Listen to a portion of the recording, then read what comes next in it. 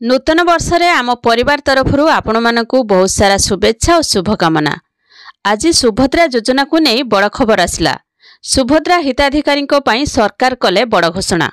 उपमुख्यमंत्री सूचना अनुसार जनवरी मासरे अर्थात एई मास सुभद्रा योजनार प्रथम किस्तिर चतुर्थ पर्याय टंका हिताधिकारी अकाउंट को आसिबो।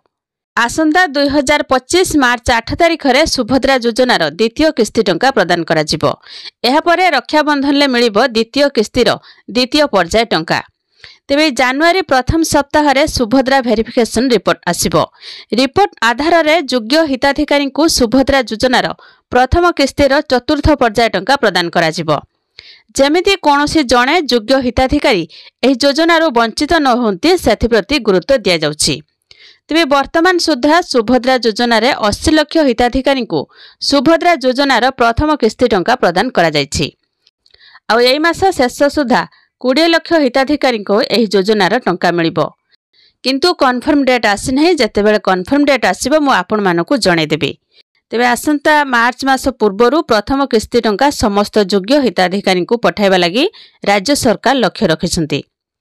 आपण माने ए टंका पाइछन्ते कि नाही कमेंट रे जणेबे। आ वीडियो को केउं जिल्लारु देखुछन्ती वीडियो को लाइक करिवे। आ एमिति नुवा नुवा वीडियो देखिया पई चैनल को सब्सक्राइब करी पाखरे आस्तुवा बेल आइकन क्लिक करी ऑल सिलेक्ट करनेबे।